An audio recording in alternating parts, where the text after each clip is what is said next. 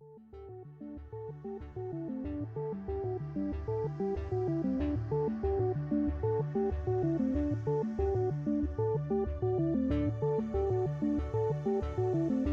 and welcome to the podcast. My name is Kati Herbert and I am here with three of the longest standing members of Unbound Theatre who are going to discuss the company and answer some of the questions that the listeners have sent in. So, Dario Knight, if you just tell us a bit about yourselves, how long you've been with Unbound and what role you play within the company. Oh, hello. I'm the creative producer, which I think means I'm in charge to a lesser or greater degree. So yes, I mean I've been sort of in the band since we started it in 2014, so about 6 years now. So yes, I'm kind of in overall charge of the company, but working with people like Erika and Gareth on programming. But I've done a lot of directing and writing for the company as well. Excellent. Erika, if you'd like to step up. Hello, I'm Erika Sanderson and I'm predominantly an actor. I've been lurking around Queen's Park for years now and they can't get rid of me. So, yeah, basically I just prod Dario and annoy him until he gives me work to do. So I work as an actor and a director and also a freelance workshop tutor as well. And last but very not least, Gareth. Gareth, are you there? Oh, hello. I didn't hear you for a moment there, but I will introduce myself. I am Gareth. So I've been doing a variety of things with Unbound for a fair old few years. Do quite a lot of acting with them, but try my hand at some writing occasionally, directed a few things, and I'm heavily involved with the sketchbook, which is the sort of comedy sketches side of Unbound. Okay, so we will move on to some of the questions that have been sent in by our listeners, starting with a general question for all of you, whoever would like to go first. What is your personal favourite genre or form of theatre and why? Who'd like to take that? Well, I've got to say I'll come in on that one. In terms of Unbound's things, what I really have surprisingly loved more than I thought I would is the historical or factual things that we've done with the council, like the Tudor Tales, the Unbound history of Britain, and hopefully coming up we might do some things with Greek mythology as well. And I have really enjoyed sort of researching that subject, looking at different things that have happened, different topic areas, and then coming in and going, this is why this is fun, this is why this is interesting, and finding a way to write that and see that performed. They are good fun to research those. So even things like Tudors, where you sort of think you kind of know, everyone knows a bit about the Tudors with Henry VIII and the Six Wives and what have you, but I remember sort of doing the search, kind of thinking, there's a lot of really interesting stuff you didn't know, and it kind of spins quite readily off into sketch ideas. So I just agree, they've been good fun, those. Hopefully more to come. I think if we're talking sort of general theatre, I love musicals. I love a lot of different kinds of plays. And with Unbound, I think the things that I really love panto. I do. I really said apologetically. It's kind no of like need to be apologetic. No, but I mean, panto it's one of those things that's a bit like the Marmite of theatre. You either love it or you hate it. And I think I definitely prefer being in them or working on them than having to go and see them, I think. But it's been one of those things that I've always loved working on panto. Yeah, definitely. I think the thing with panto is, if I take like a food analogy, panto is like the sweets of theatre, and it has a bad rep for being like sugary and quick for gratification and all of that. But you can get some really nice artisan sweets, and I think the same is true of panto. Yes, it's sugary. Yes, it's quick gratification. But that doesn't mean that there aren't really good, interesting, fun pantos out there. Yeah. I think our pantos are the Lint of pantos. There's a sponsorship deal in the making. Oh, yes. Other chocolates are available. Oh, yes, there's a truck backing up to his house as we speak. Yeah, it's getting a massive crate delivered now. Yeah. And to use a champagne analogy... Oh, no, wait, no. To use a sports car analogy, Gareth. Yes. Yeah. But I mean, they are. I think they are. They get a bad rep, pantos, and possibly justified. There are bad ones out there. We've all seen them. You kind of can't underestimate how important they are for getting kids into theatre. For a lot of kids, they're the only time they're going to sit in a theatre for a whole year. Partly because it's really expensive to go to theatre sometimes. And that is the best thing about pantos, when you've got it up and running and you can see what the audience thinks of it and the way they react to it and the way kids really get into it. That's a joyous thing to behold. So, for all the cynicism around panto, and as I say, some things are possibly justified, but a lot of the time, actually, people really do work hard at them, and I like to think we do particularly. And yeah, I think they're fantastic for getting kids interested in theatre and hopefully coming back to see something else. It's one of the great things about, doing pantos with Unbound is seeing it come together.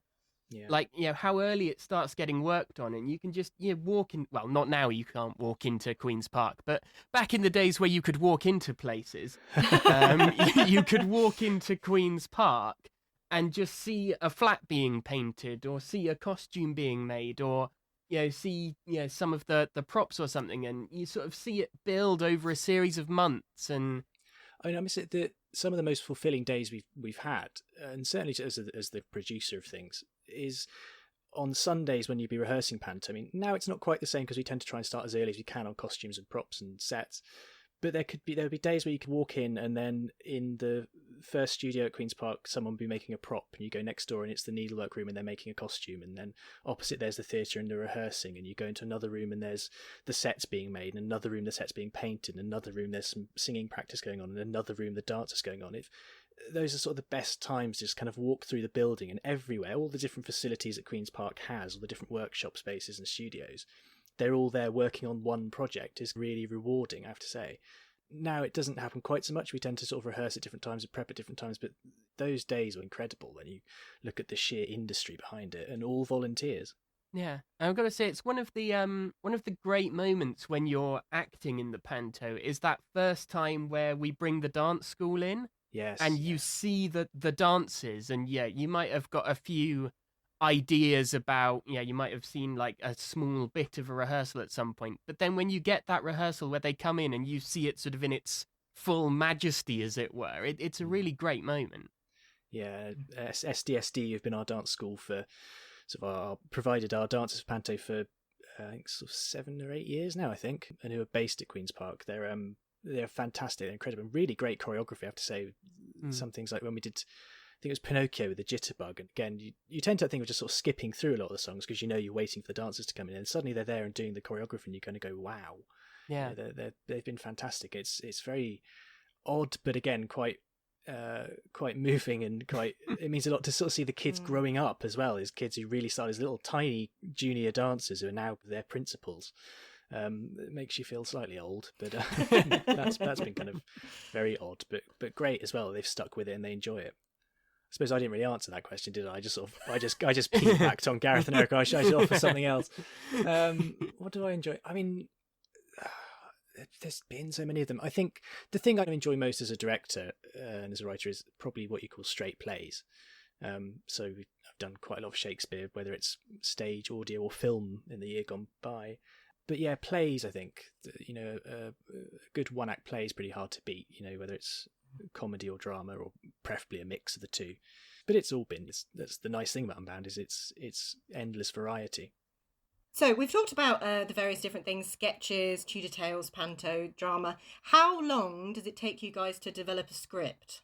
I mean, it varies. It's one of the things I have to say. I did a creative writing workshop not long BC, before COVID, and one of the sort of questions is kind of, how long does it take to write a script, and that's the thing. And you kind of go, well, if you want motivation, or you want to know how long it takes, a deadline's very good for getting the work done.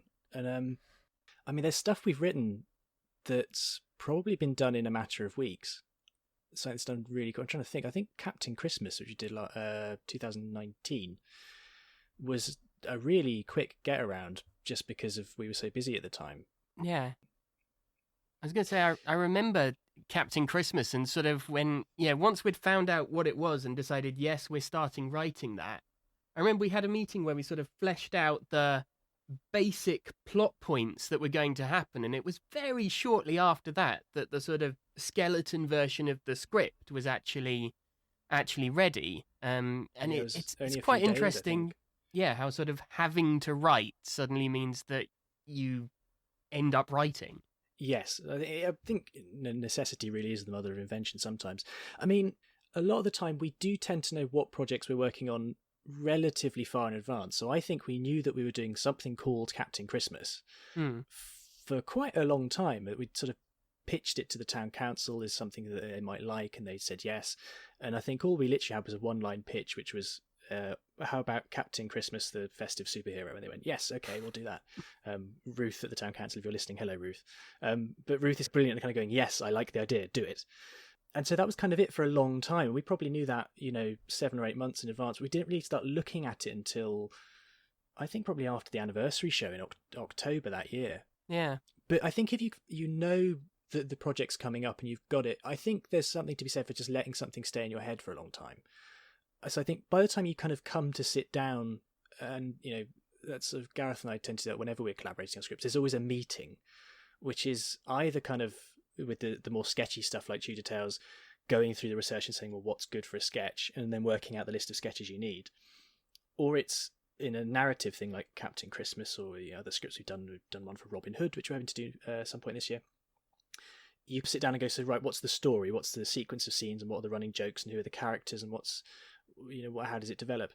And I think if you have had the idea in your head or the title in your head for a while, actually there's more brewing there than you might think. So that when you do come to do it, even with quite a tight turnaround, and say Captain Christmas was probably done in a matter of weeks from the first meeting of working out the storyline and the characters to having a script that was ready to send out to the cast. And it was probably only a fortnight, if anything. But actually, probably there was a kind of unspoken development going on for quite a while, I think. And I find it really does vary depending on the project, how long something takes to come together. Because it's if I take it for sketches for Sketchbook, that really can be anything from the moment you've got the idea, it comes fully formed, and you just need to get to a computer and type it out, to you get an idea for a really funny line, and you'll have that rattling around in your head for ages, and then at some point you just go, yes, that's how I turn it into a script. And again, sort of it was rattling about for a long time, but once you got it, it was down. And then sometimes you can think, I know this is going to work, I just don't know how the details work, and you spend a long time actually at the computer trying out lines, trying to write it. And it's really interesting how ideas can come in different sort of levels of development, as it were. Yeah, I mean, sometimes the plotting of something can take a lot longer than some of the scripting. Certainly some of the pantos, you can spend a long time working out what the story is and what happens in each scene, and what you call the story beats or the character beats in each scene are. And then the script doesn't actually take that long to write because you've done so much prep. I don't think there's a kind of a set rule. I think it generally does depend what's the project, how much time have you got? Is it something you're writing, as you say, on spec, so speculatively, that you're just writing because you want to have a go at doing that story, or because you've got a commission ready or a deadline to meet? So it varies so much, but certainly I think if you know the project's coming up, it can be that it develops kind of quietly in your head for months, and then the actual writing of it is more measured in weeks, I think. I think a really interesting one was The Snow Queen, because that followed a very sort of iterative writing process. The original first script that we had for The Snow Queen was very different to the final script. I mean, it's obviously happened now, so spoilers aren't a thing. But I remember the original Snow Queen didn't really have ice in it in the same way at all. Yeah, it's a sort of the henchman character, yeah. And sort of it went through that that sort of process of adding the mirror troll in, and then okay, so we've got the mirror troll, what does that add? How does that work with the plot? And I remember we actually got to the auditions and then got some new ideas, and again went and revisited the script, and a lot of it remained exactly the same, but it was really interesting to see that iterative process of continual back and forth on that one. Yes, that one probably went through the most drafts, I think, of any of the pantos. And I remember we were down in Exeter where we took the sketchbook on tour, and I remember being sat in my hotel room still doing the script after we'd cast it and stuff, because I think it wasn't till we did the casting in, I think, July we'd done that we kind of hit on the idea of Alice being all these different bugs, which turned out to be almost the comic highlight of the show. It went down an absolute storm. Alice was amazing. But I think in the original script, there was only one. There was the love bug. And Alice did it so brilliantly. And we were kind of, when you were putting the casting jigsaw together, we thought, actually, I can't remember where the idea came from, whether it was you or me or Steve, I think, was in the room when we sort of were pitching it, that, there'd be a series of different bugs that were puns who came up, and, there was the jitter bug who drank too much coffee, and the tummy bug who ate too much, and the doodle bug at the end, who was a sort of World War II fighter pilot. I'm aware that's not historically right. They were German, but you can't really put German fighter pilots in pantos. Not really the done thing. And then it was only once we'd kind of seen Alice and gone, God, that's just brilliant. She's genius, that we then went back and put them in. So I remember, it was unusual to still be writing the panto in August, because normally they're done by February. But and it's an interesting question it brings up, which is, when is a script done, as it were? Because the original script we had, I think, was a good script. There was nothing wrong with that original script, but I think all of the edits we did also improved it. So, how long does it take you to develop a script? The entirety of all time. It's literally you've got until opening night. After then, you've really just got to get on with it. Yes. What has been the most surprising place that you found an influence for your work? Oh, surprising.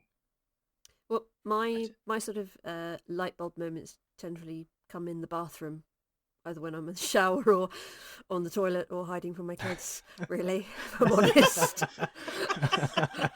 It's the only time I get to myself, really. So it's when I'll be in the shower or something and thinking through things, and then sometimes ideas will just pop into my head then.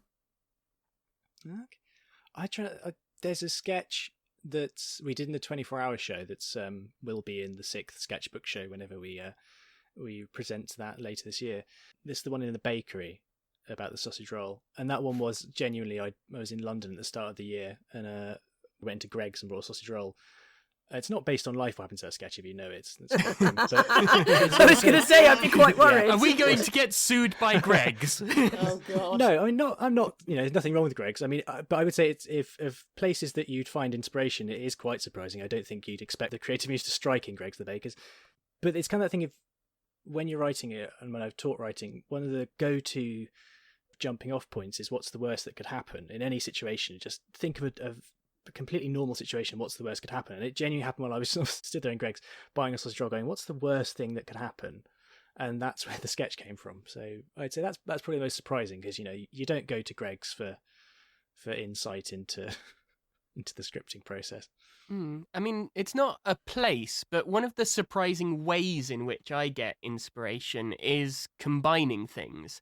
Because there was a sketch we've done, the self-aware checkout, and the inspiration for that came from the fact that while I was being very infuriated with, one of the automated checkout things, I was thinking about 2001: A Space Odyssey. And the self-aware checkout is essentially a combination of HAL with a checkout. And if I hadn't been thinking about that film, which is a weird thing for me to be thinking about, while I was being frustrated by this checkout, I don't think I'd have come up with that sketch.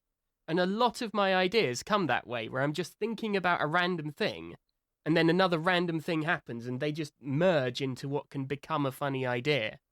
Which I'm aware is not a place and didn't answer the question, but, inspiration. No, I think that's a good example of the thing of, there's no answer to where ideas come from, really. If there was, someone would have marketed it. But I think that one of the best things you can do, either as a director or as a writer, is just fill your head with as much stuff as you can.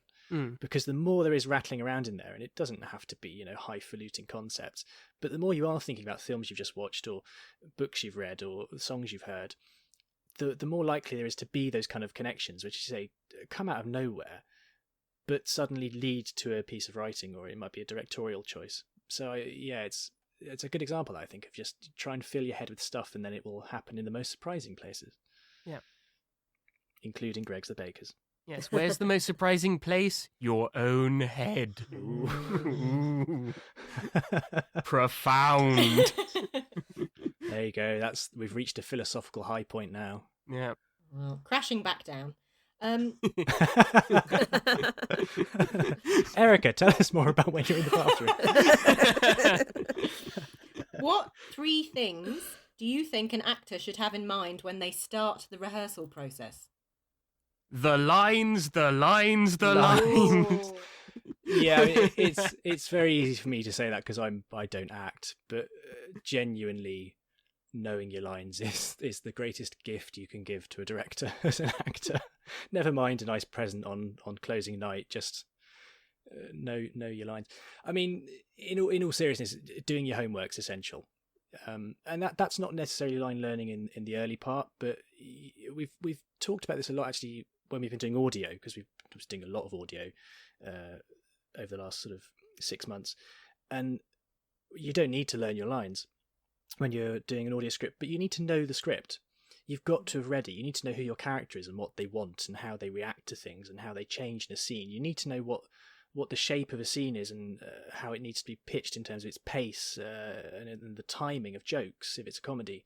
That's really essential because you can't do a lot of work till everyone knows the work they're doing. There's no good coming to a scene cold in a rehearsal. It just makes things so much longer. Yeah. And I think knowing what a scene is about is so important to come to the rehearsal knowing that. And it also does help with the lines. I've always found if I don't really know what's happening in a scene, what my character is thinking, what my character does over the scene, how it affects them, the lines will never go in. But the moment I know this scene is the scene where my character, gains sympathy for this other character, if I know that and I know the line that he gains sympathy on or the line that shows that is this one here, there's no way I'm going to forget that line because I know what it means and I know what it does.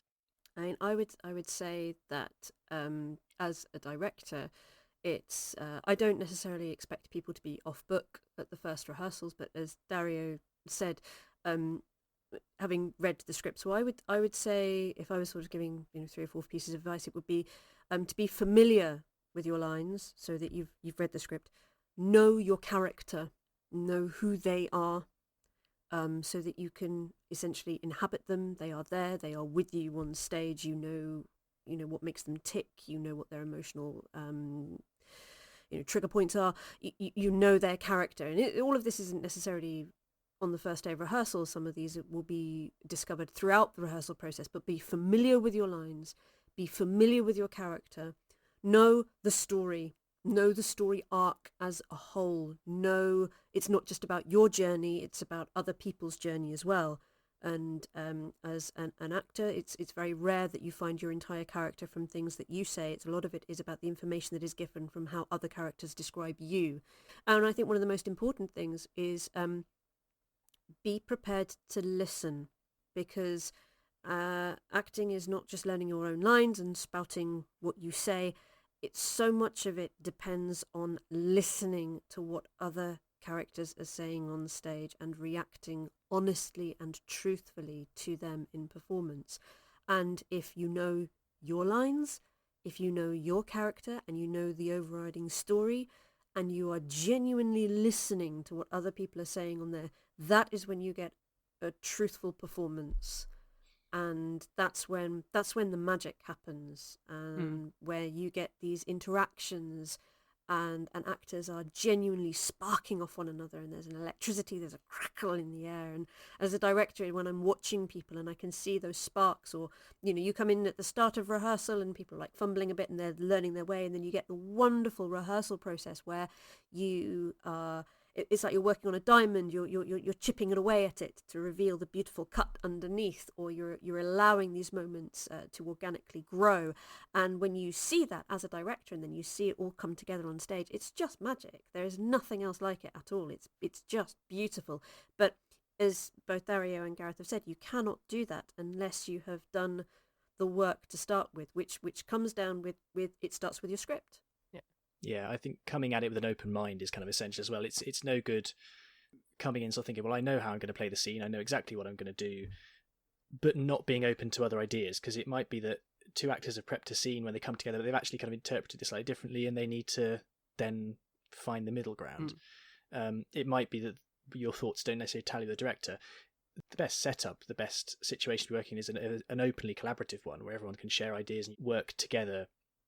But I think coming in and sort of having, in a weird way, taking it too far, having too fixed an idea is also going to damage it. You've got to know it, as we've said, but I think at the same time you've got to be open to someone going, do you know, actually I think maybe if we played this in a slightly different way, maybe if we made this scene slightly more tense or slightly more angry, let's see if we can find a laugh in this scene. Yeah. You've got to be prepared to work to that as well. And that's why I said it's what I mean by I'm saying being familiar with things, and Yes. also being open to listen and being open to play, because that's the wonderful thing about rehearsals is playing with it.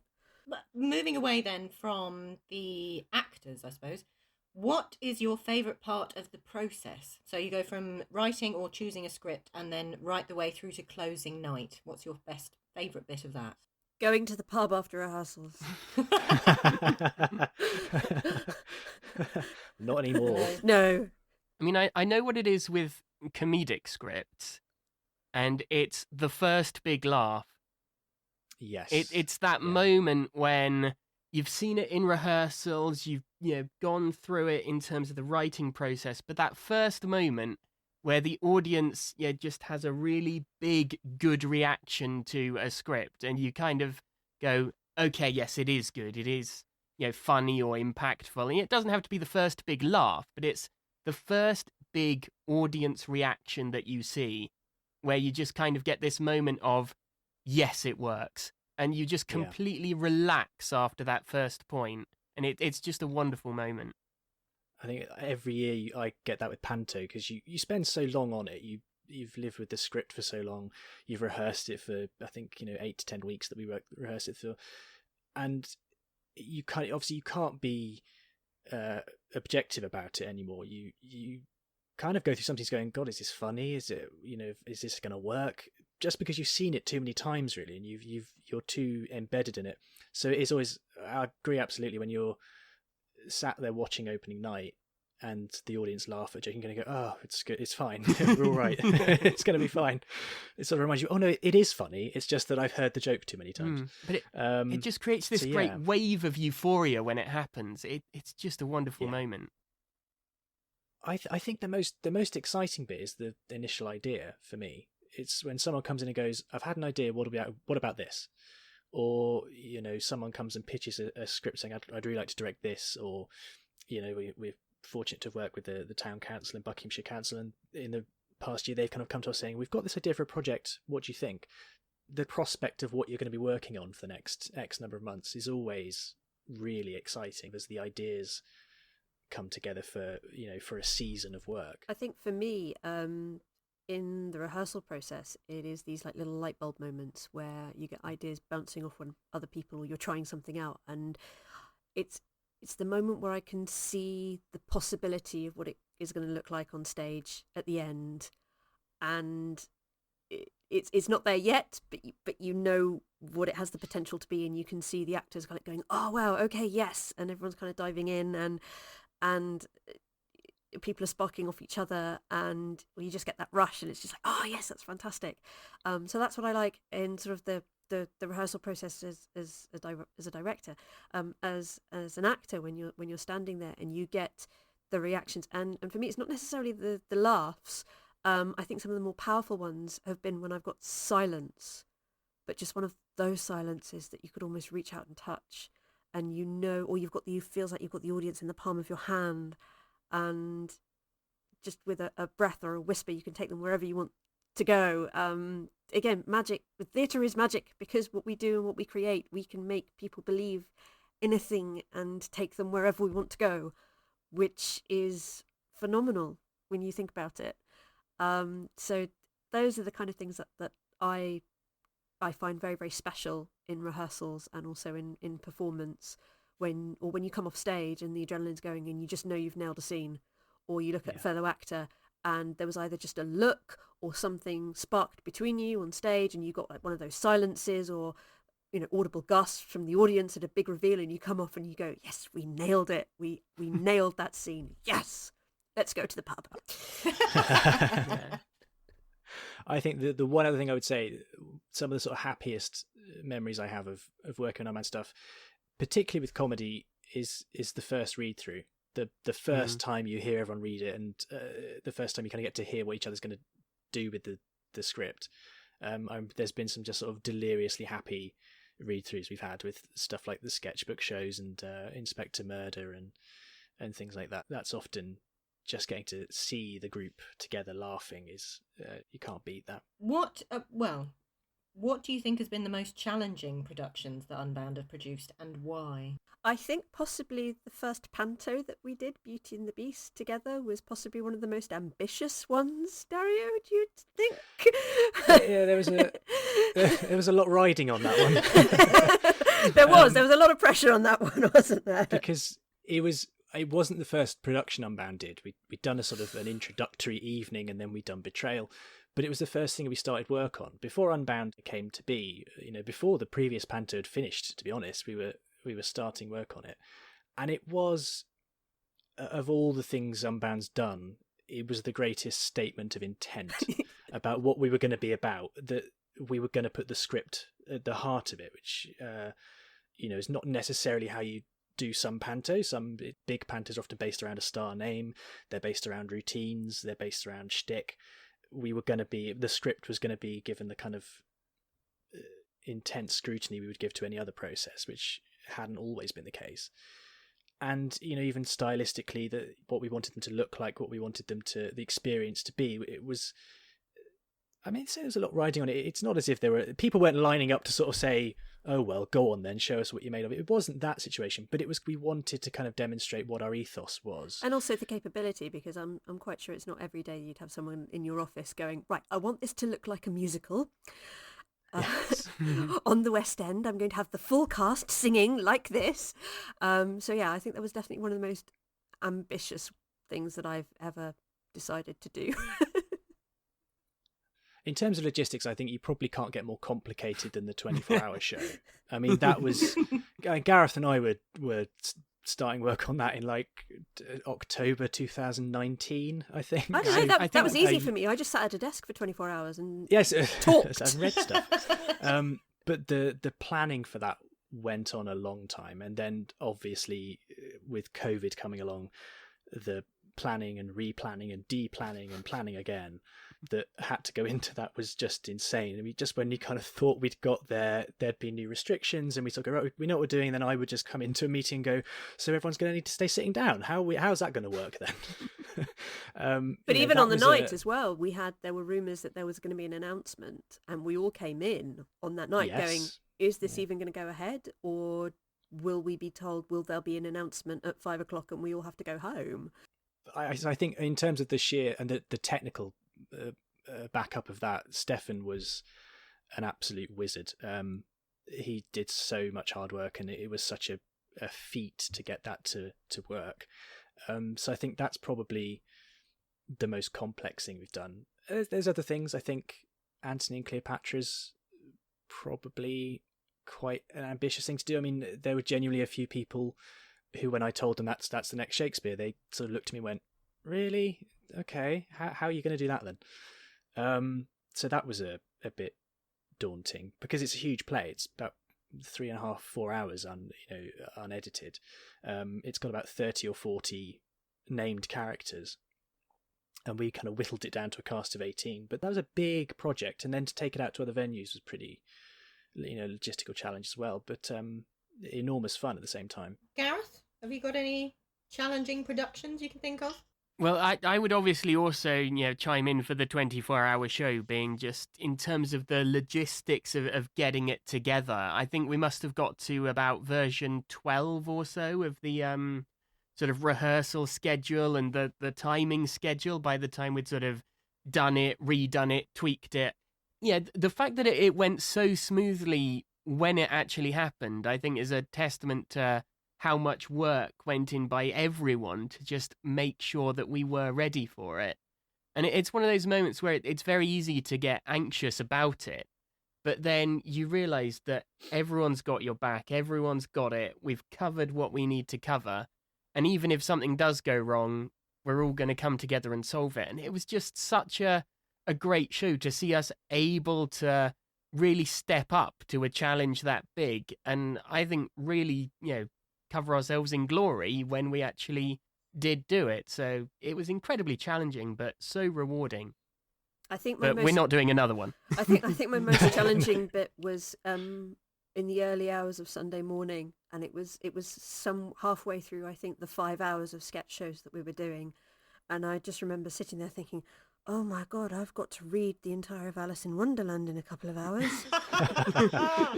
Got to play Beatrice, got to do Wild. Oh, I hadn't even got that far. I was so I tell you what, I was so panicking. I really started, it was about between 2 and 3 o'clock in the morning, I started to have this major panic about doing Alice in Wonderland, and I thought, I don't know if I can keep going. What am I going to do? What am I going to do? Must keep going, must keep going, must keep going. And then some kind of second wind started to pick up from about 5 o'clock onwards, and then at 9 o'clock in the morning it was like, good morning everyone and welcome if you're just joining us.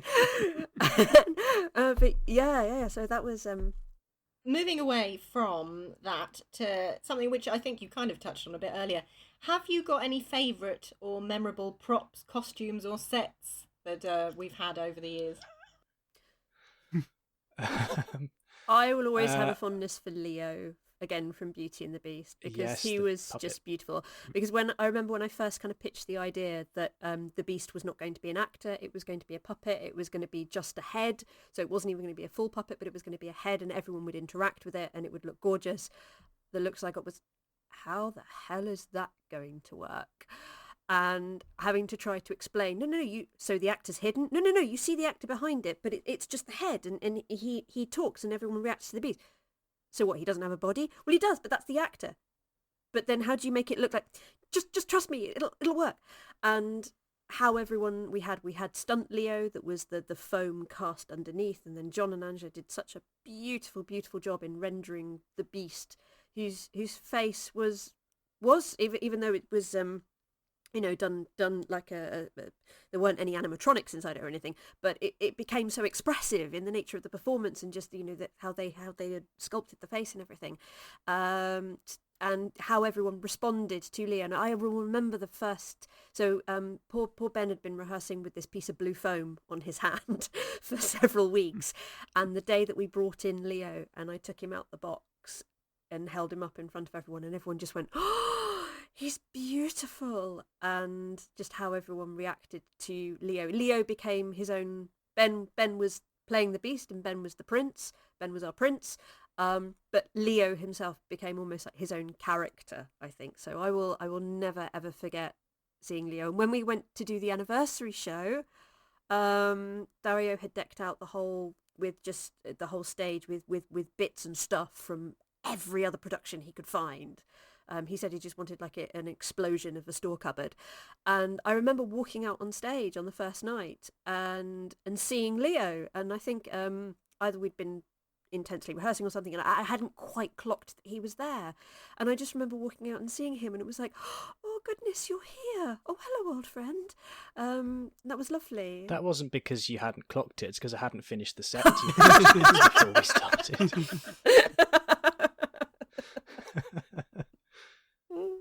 Going back to Leo, so much credit has to go to John and Angela for so much in Unbound. We're blessed with an awful lot of talented volunteers, people like Elaine and Heather and Lynn who've done our costumes, and John and Angela have designed the sets and painted the scenery and made props and puppets for almost every show. There's something of theirs in it, and they have come up with some truly extraordinary. I mean, my other favourite would be the dragon.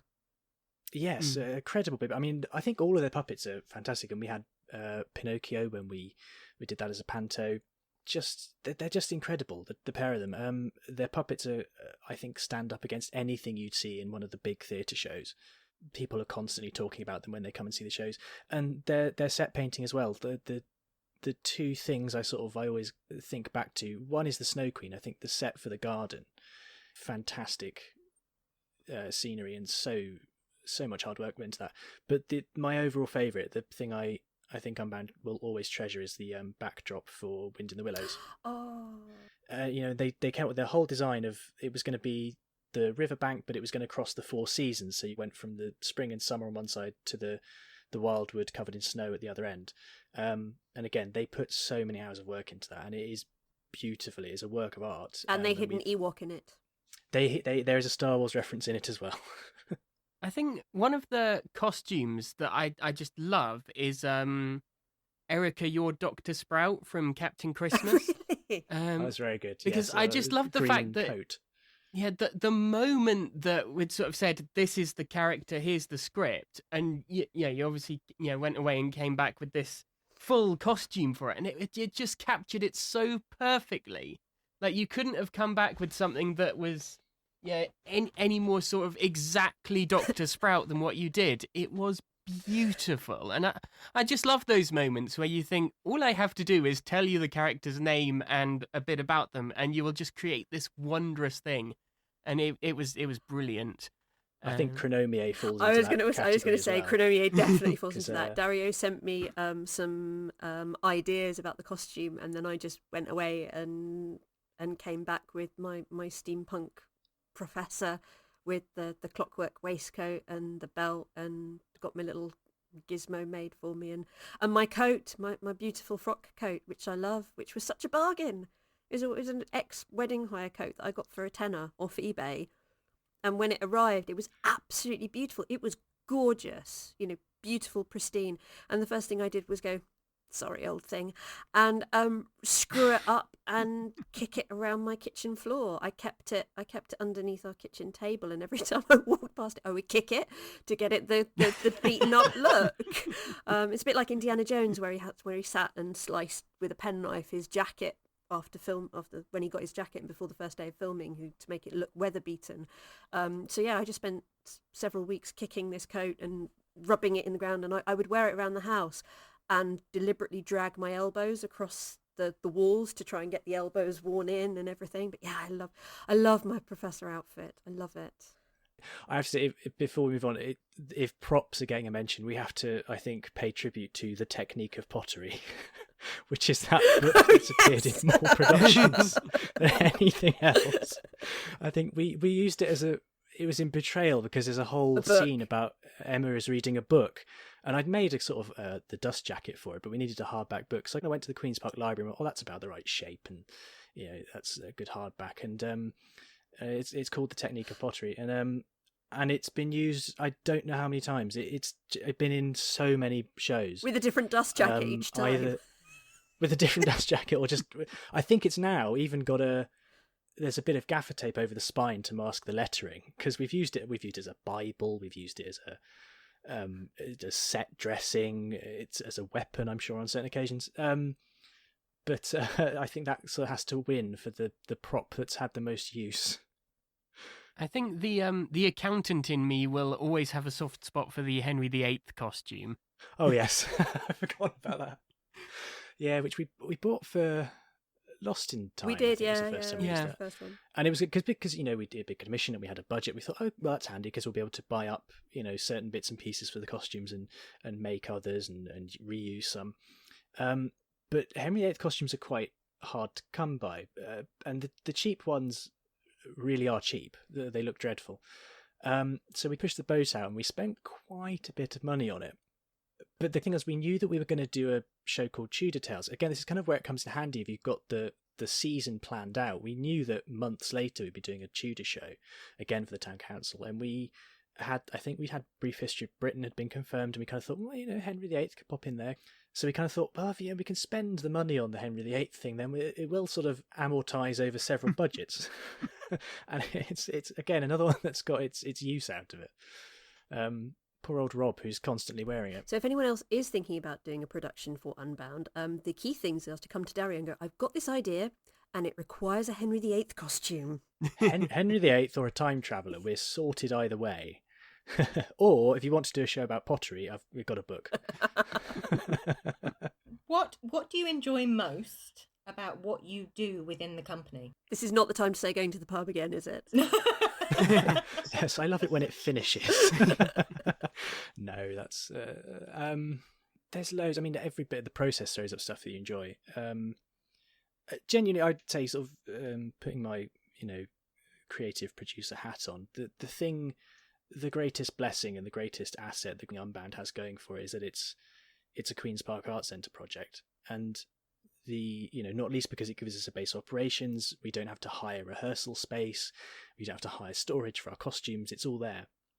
But really and truly, I think Unbound's greatest freedom is there is no artistic constraint on it. We have total artistic freedom over what we want to do. And I have to credit Sarah Lewis, who's the artistic director of Queen's Park, and she's never once said, "I don't think you should do that," or come and said, "Right, you must do this season," or "must do that." She's always kind of let us get on with it and cheered us on and supported us through it.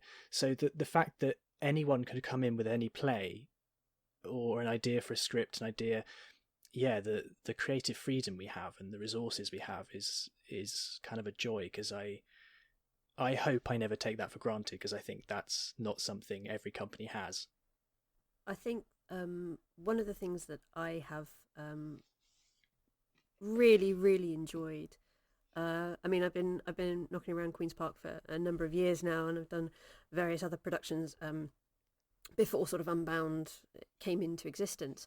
But if I'm truly honest, I think one of the luckiest things that I've been able to enjoy, and I genuinely do over the last several years, is being able to collaborate with Dario, if I'm perfectly honest. I think he's a wonderful writer, an incredibly supportive producer, a great director, and I have loved everything that I've been lucky enough to work on with you, really.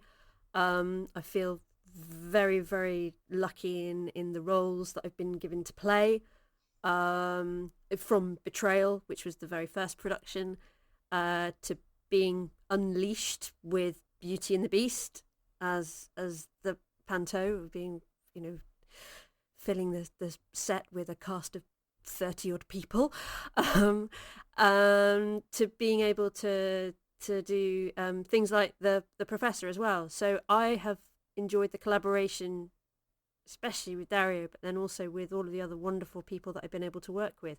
There is such a wealth of artistic and imaginative and creative talent there that I think we're just so lucky to have. And the fact that it is all about collaboration and getting new people coming in, and people being able to learn their craft from watching other older experienced actors who may have either trained or performed with other companies and everything like that. That's kind of what the heart of Queen's Park has always been about, is people giving opportunities to learn and grow and share creative ideas. And that has been incredible. And that legacy that carries through Unbound like a real beating heart is brilliant. So thank you for everything, really. The check's in the post. It's true, though. It's very, very true. I don't get a chance to tell you very often, but yeah, it's true. And I think the sense of community you do get when working for Unbound is just amazing. I mean, we do a lot of stuff, but you meet with people who you really get along with and who we're all throwing ideas about. We're all really invested in the project. Like, it never feels like anyone's doing an Unbound project as just, I'll go along and act for that. It feels that everyone is really invested in it. Everyone's really into it. Everyone's sort of talking about things they've done, things that they're planning to do in the future. Everyone's throwing about ideas. And I think that is something that's really special about Unbound, is just how invested everyone becomes, from actors, directors, set designers. It all feels that they're part of the project and not just doing it to act, but doing it to be part of it. And I think nowhere else was that shown than when we all first went into lockdown. And it was, theatres were shut. What are we going to do? And I think it's a true testament that every single person involved in Unbound turned around and said, what can we do? How are we going to keep this going? And the wealth of material that Gareth and Dario provided, and have been a real driving force through so much content that has been produced, has been incredible, and a true testament to you guys pushing forward everything for the company as well, and for everyone who's a part of it, who wants to keep it going and make stuff happen. And I think it's been a real testament to Unbound that during that lockdown, I wouldn't say anything we created is the B team. None of it was, we made do. Everything that we created there stands on its own merits. You don't need to say it was good despite the circumstances. It was just good. It was just enjoyable. I mean, particularly the Inspector Murders that we did, they are so good. And do check them out on SoundCloud, YouTube, and on Facebook. But they are so good that you do not need to add any qualifiers about COVID in order to show the quality of those projects. But kind of going back to the, Unbound as part of Queen's Park, the thing you kind of look back on, even though it's not quite over yet, it was amazing to be helping create Queen's Park's content, because I'm now biased because I work there, but I honestly think if you look around the local area, even further afield, there's no venue that did more. There's no venue that did so much so well so quickly. 2020 was an incredible year for Queen's Park. It was set up to be our big 40th anniversary, and Unbound was going to have loads of big projects as part of it. Obviously that all changed, and yet I think the greatest testament you could have had to 40 years is that when you're up against the unforeseeable, you come up with, there was a whole creative campaign. We've made a feature film with Sky Pit. We've done audio series. We've done a sitcom. We've done, every single Shakespeare sonnet. The sheer amount of stuff, and as Gareth says, stuff that's done well, not just kind of like quickly knock out another audiobook or something. To see that unfold and to see how many people want to be part of it, and then to sort of look back and say, do you know what, Queen's Park really led the way there. We've talked about the sort of many and varied things that Unbound have put out, but are there factors that limit the number of shows that you can do in any given year? Time's the biggest thing. There are only so many weeks in the year. There are only so many rehearsal days we can occupy, and although I think Unbound's done an incredible job, particularly in 2019, which was kind of the peak of the number of things we were doing. I think it was something like 20 individual different projects throughout the year. There is a ceiling of how many things you can do in a year. That's kind of a shame, because it does mean you sometimes have to prioritize some things over others. It means you do have to kind of go... I think one of the biggest challenges is that there are so many bits of Unbound that could spin off and be all that we did. We could be a company that did a Shakespeare play every year and toured it for 3 months instead of 3 weeks. We could be a company that's got a fantastic sketch group that we could just take out on tour on the circuit of fringe festivals and the comedy circuit.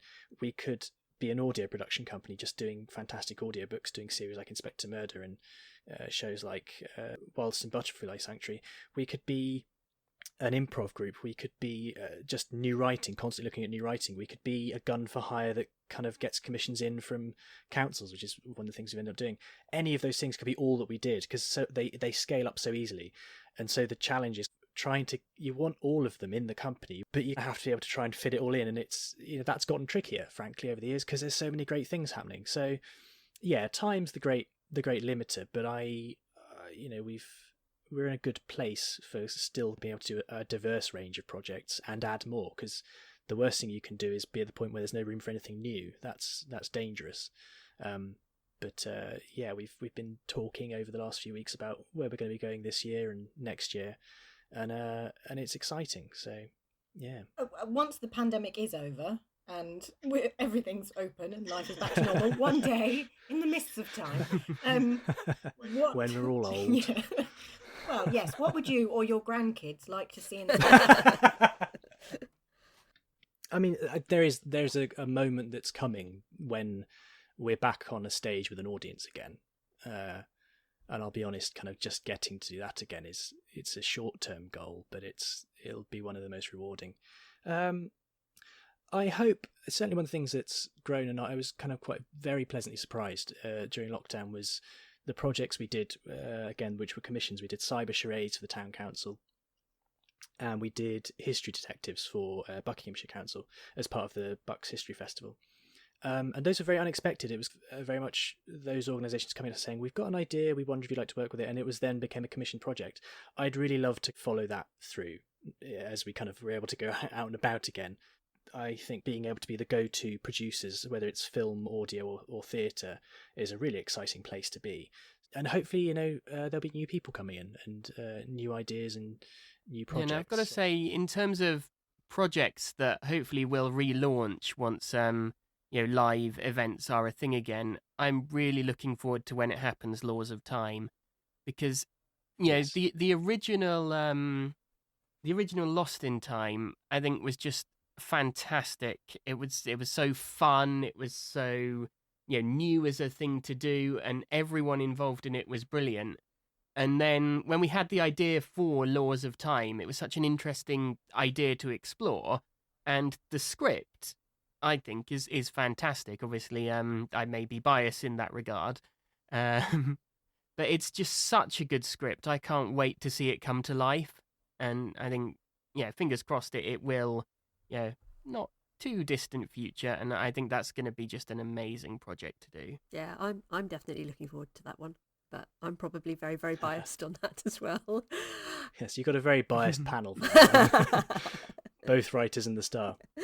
I think personally, I'm looking forward to walking out onto the Limelight stage, walking into there as either rehearsal and just knowing that we're starting again. And I think that's going to be incredibly emotional, and I'm probably going to fall to bits where I walk in and I'm standing on the stage, and I can hug people and I can act opposite them without a mask on or something like that. That will be very, very overwhelming, I think, to be able to do that and to know that we are here and that the arts are important and that we are still here and we are back and we're making stuff happen again. I'm very much looking forward to being able to do Laws of Time. There are a couple of other projects that may be happening again next year. I think it's going to be wonderful if we get to walk out on stage and start doing Peter Pan. That would be wonderful. Yes. Later on in the year. I was going to say, I think with acting that I think you don't realise you miss it until it's not there, is that moment of being in a rehearsal and just being able to see and react to the physicality of the other actor. You don't realise just how magical a moment that is until you do all the things like on Zoom or on audio or that. I do. The other thing I would say, I hope, even as we get back, obviously the big focus at the minute is how we get back to live performances, and I can say, without giving too much away, plans are afoot. But I hope the audio and the film stuff we've done over the last year, I hope it has a kind of a legacy. I hope it has a continuation, and certainly there's more audio on the way. Writing is afoot, and we're working on a couple of film projects which hopefully are going to give an outlet for the improv side of things, because again, while we're waiting to be able to get back in front of an audience on a stage, we've had a few ideas. So I hope that even when we go back to being able to do live performances and we're back out and about and touring again, and in the way we did before COVID, I hope some of the stuff that probably wouldn't have happened without lockdown and wouldn't have happened without COVID necessitating it starting, or certainly brought it forward in the terms of Inspector Murder. I think there was always a hope we might go back to that, but we probably wouldn't have done it quite so quickly. So I kind of hope that even in the mists of distant time, when we're back being a live theatre company, there's still some audio going on and there's still some video, because actually it's opened up very different ways of working that I think have worked really well, and stand up on their own. And I'm also looking forward to getting the technique of pottery back and putting that in it. We'll know we're back when someone is on stage with the technique of reading the technique of pottery. Yes, reading the technique of pottery. We'll know we're back. And someone in a caterpillar costume, and someone dressed as Henry VIII. You've got to sneak that into Laws of Time now, the pair of you, haven't you? And that, I have to say, is all the questions that we have. Oh. So, how can people find out a bit more about Unbound? You can. It's been so long since I did the sales pitch. Well, we have a new website, so you can go to unboundtheatre.co.uk, and that's got details of all the projects we've worked on. It's got all of our audio and video content is on there, and lots of information about the company. You can go and look at qpc.org for more information about Queen's Park and where we're from. Social media, at Unbound Theatre on Facebook, Twitter and SoundCloud, and you can see the Unbound Theatre podcast on iTunes and Podchaser and Podbean and wherever you get your podcasts from, it's there. And then hopefully you'll see us you'll see us someday soon. Yeah. We'll be back. Well, yeah, thank you. Thank you all so much for answering all those questions. And look forward to seeing what you guys do next. Thank you very much. Thank you. Thank you.